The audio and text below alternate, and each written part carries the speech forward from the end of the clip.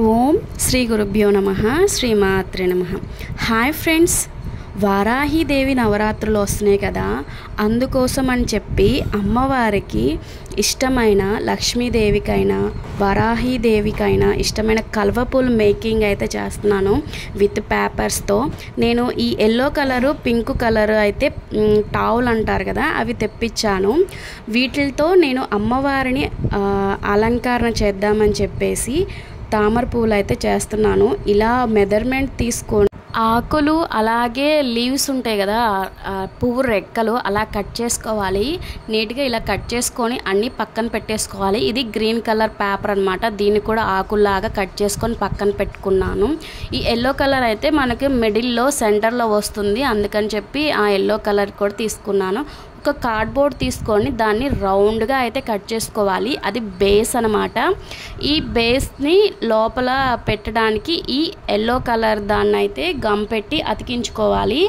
ఈ yellow colour దాన్ని కూడా కట్ చేసుకొని రౌండ్గా మనకి ఎలా ఉందో అలా కట్ చేసుకొని మధ్యలో అతికించుకోవాలన్నమాట గమ్ముతో.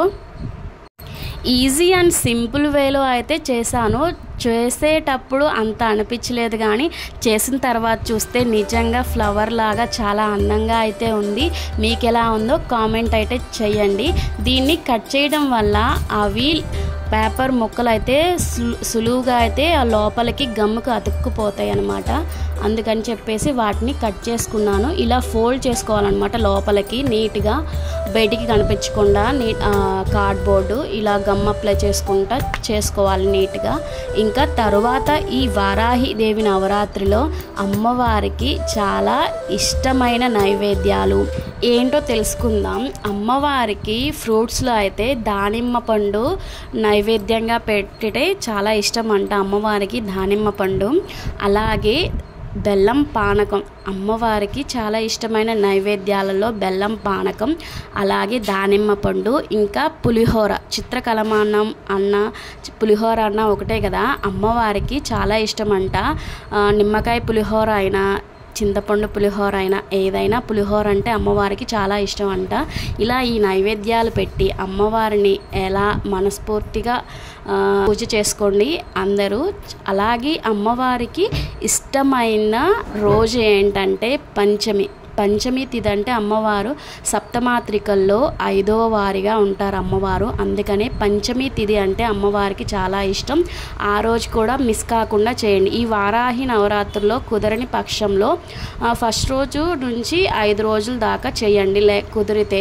లేకపోతే 3వ రోజు నుంచి చేసుకోండి, లేకపోతే 5వ రోజు నుంచి చేసుకోండి, లేదంటే 9వ రోజైనా చేసుకోవచ్చు అమ్మవారికి. మనకి కుదిరిన పక్షంలో అయితే 9 రోజులు చేస్తే చాలా మంచిది. ఎల్లో కలర్ బేస్ని రెడీ చేసిన తర్వాత గ్రీన్ కలర్ ఆకులను కూడా ఒకదాని తర్వాత ఒకటి అంటించుకుంటా రావాలి.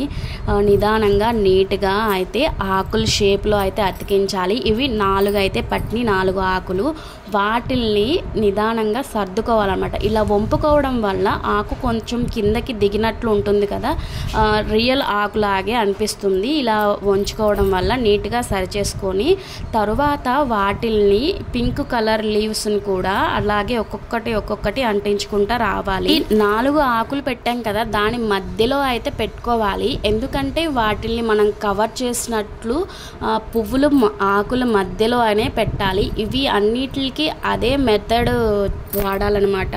ఒకదానికి మధ్యలో ఒకటి పెట్టాలి. అలా పెట్టడం వల్ల ఆకులు చాలా నీట్గా అయితే అందంగా కనిపిస్తాయి. ఒకదాని మీద ఒకటి పెట్టడం వల్ల అయితే అంత నీట్నెస్ రాదు. ఈ 4 వాటి మధ్యలోకి అయితే ఈ ఆకుల్ని పెట్టుకోవాలి. ఇలా అన్ని ఆకుల్ని పెట్టేసుకోవాలన్నమాట.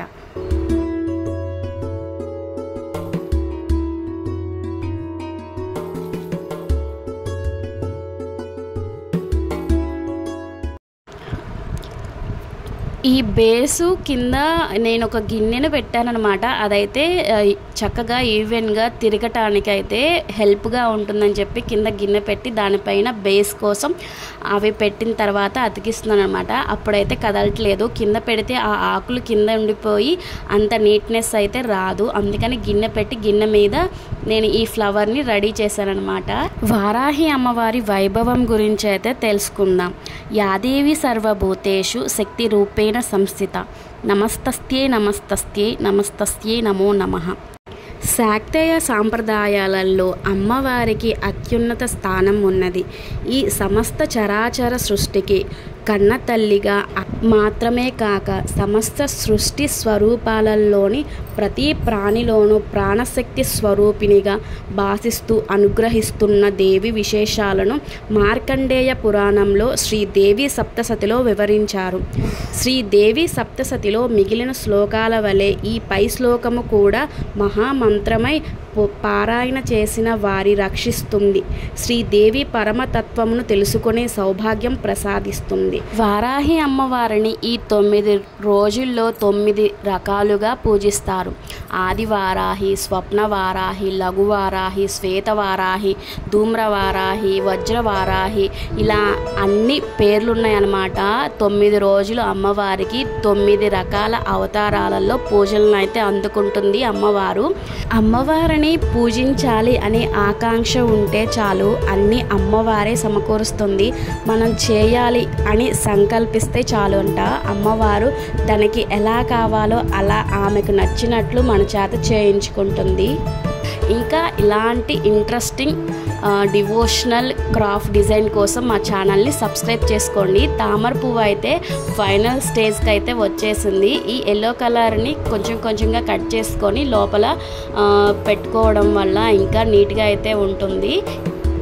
ఫైనల్గా తామర పువ్వు అయితే రెడీ అయిపోయింది. ఎలా ఉందో కామెంట్ చేయడం మటుకి మర్చిపోకండి. Thank you for watching. Bye bye. శ్రీమాత్రే నమః. శ్రీ వారాహి దేవ్యే నమః.